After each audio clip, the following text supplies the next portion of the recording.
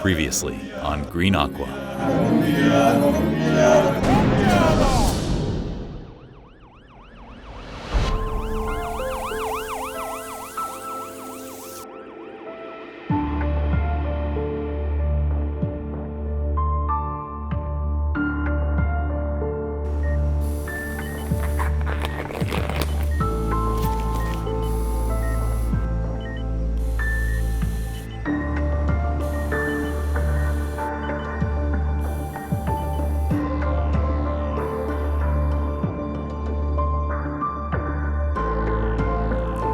Welcome to the sterile room of Green Aqua. My name is Dr. B. I'm your host today.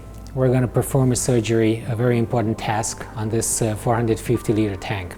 This very important task has a lot of tools here. I have my nurse here, Joseph. Please, Joseph, proceed.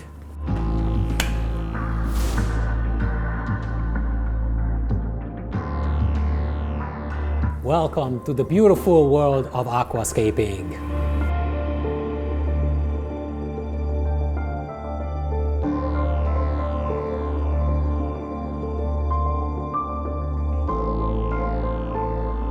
This is my first real surgery, so I'm going to take everything off because I don't want to be sweating during this very important surgery. Oh, okay. Did you see my back? Oh my God, look at this. We're going to take out the big bonsai tree from the middle of this planted tank and replace it possibly with some rocks that would give this whole layout the Grand Canyon look. The first thing that we have to decide is whether we want to take down the water before we remove this whole thing. If you remove the Anubias mini, a lot of debris and a lot of organic material will be released, which will contaminate the water. It's not very crucial to have the fish removed from here because there's not going to be a lot of ammonia released into the water column during this process, because I'm going to ask Joseph to suck out all the dirty water while we do that. All right, so without further ado, let's start working.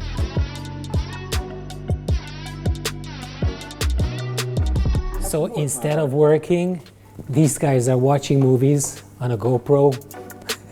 You can see that this whole thing can move around. I stopped the filters now.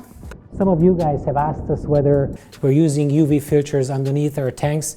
Yes, we do, but only for the big tanks. We have two filters underneath, and these two filters are pushing the water from two sides and sucking out the water on the same side. So you have a circular movement in the tank. And we have an external CO2 reactor in the cabinet, an Aquamedic 1000 reactor, and that would help us to have a 100% dissolve rate. Some of you guys have asked us, why do we need to take our tanks apart from time to time? Why don't we just keep them for a longer time? Well, we have a limited number of tanks here at Green Aqua, and we always want to give you more inspiration, new layouts, new ideas. This video is a good opportunity for you to learn how to tweak your tank, how to build a kind of a new feeling into your tank. The guys are telling me that I spoke so much already that I could just say goodbye, but I'm not going to do that because we're not ready yet. But what I'm going to tell you is to subscribe to the Green Aqua YouTube channel. If you didn't do so yet, hit that like button. It will help us to bring our videos to a wider audience. That will help the channel enormously, and the channel is also helped enormously by a membership. That will help the video production of the channel, and all these guys around me are going to be very thankful for that.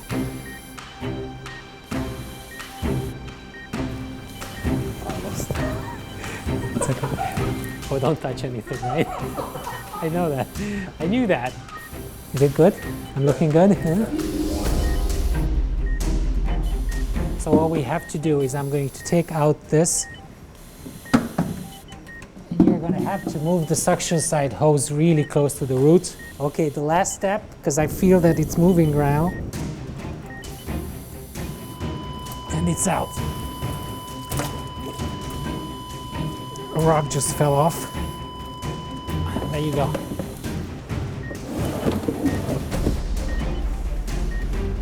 We will start to remove all the Anubiases from the wood, and we're going to put them in a tank. We don't want to dry these out.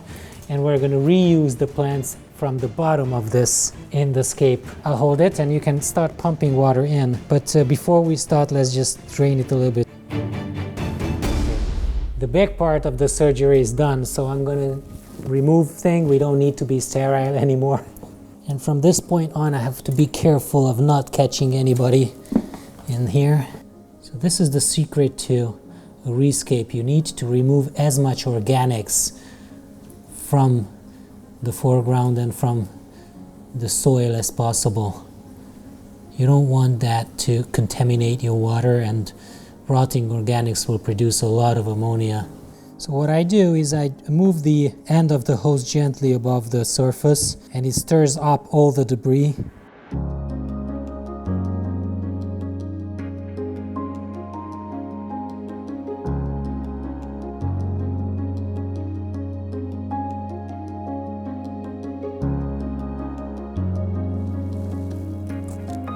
Look at this Anubias.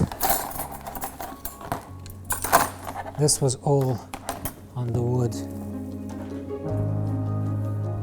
Really nice. And we've got some Sterigine repens, which needs to be cleaned. And this will go back into the foreground.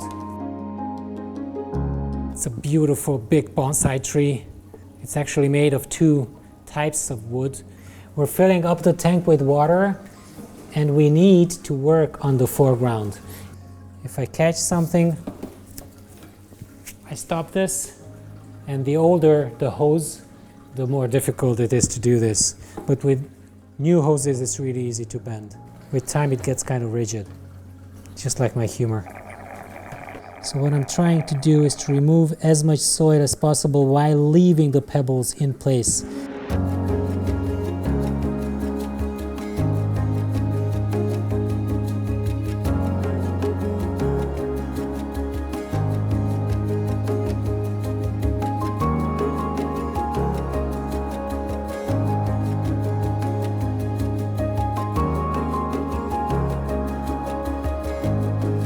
What I'm going to do now is to introduce some rocks that would change the landscape a little bit, because right now this looks like a big valley with nothing in the middle. We'll start the structure from the foreground and moving upwards towards the back. What we have to do now is to find the proper rocks that would bring this Grand Canyon style structure from the front to the back, a little bit to the right. Maybe this could actually look good in the foreground because it's a high structure. Let me try to put this in to see how this starts the line here.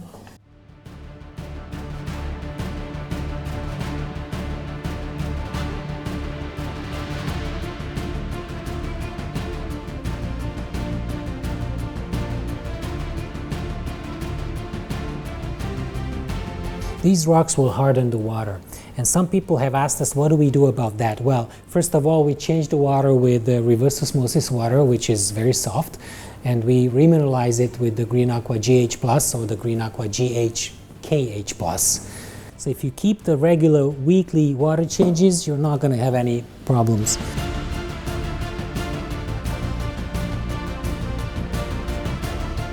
So I'm not blaming anybody, but you shouldn't see any clouds like this in your tank. So when you're doing the water changes, you should really push the plants, siphon out all the cloud that is coming out. Anubias, that will go in between the rocks. There are a lot of cracks that I need to cover.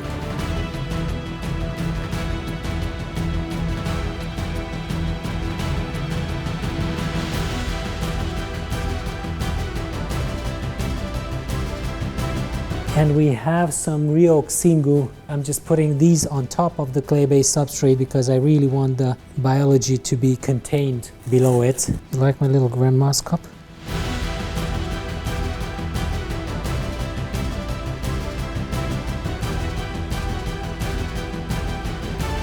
You can see that the structure is being elevated. Like this, everything points leftwards. So this is very important to have this cave here. The negative space, the darkness. The problem is that some crypts are blocking the view.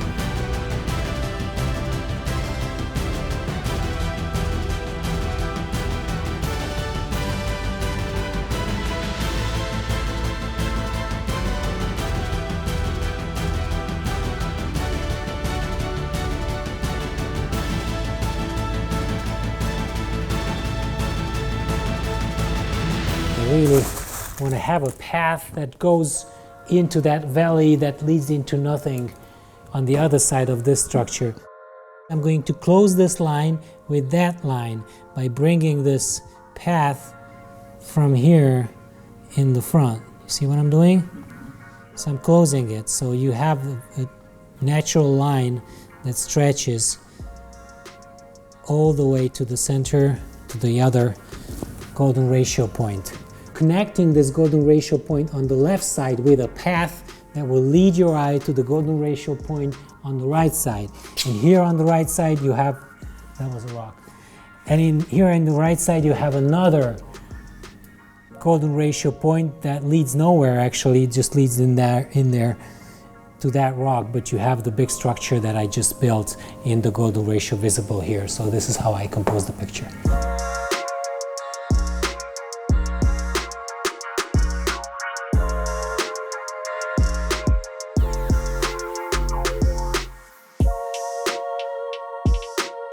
I decided to take out all the mosses from this little opening here and use them everywhere else in the tank because I need them in patches in between the rocks, and I'm going to use some cryptocoryne or other bigger leafed plants in here.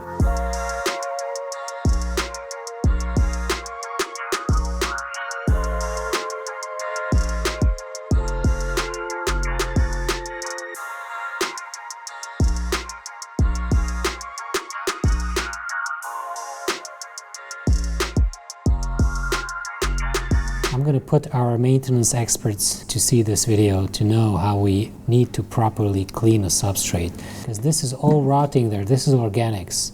And you might have some algae and you say, okay, I have a strong filter. Why do I have algae? You have algae because you didn't do the maintenance properly. I was actually warned that I shouldn't point with one finger because in some cultures that is offensive. So I should do this. What do you guys think? Comment below. Oh, comment below. Good news is that the aqua surgery was successful. The patient is alive. Let us know in the comment whether you like the new version better or the old version better. We're gonna post you now with the B-roll pictures. We'll see you next week. Happy New Year again. Bye.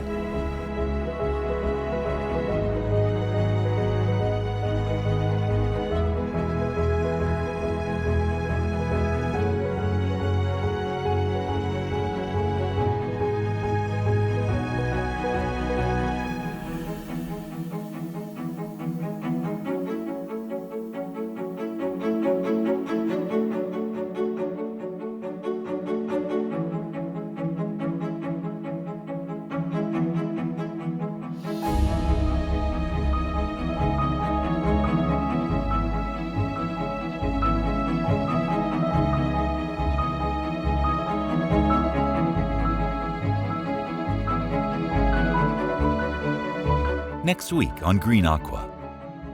Aquarium Setup Afterlife. Tommy guides you through the first 9 weeks of a newborn planted tank.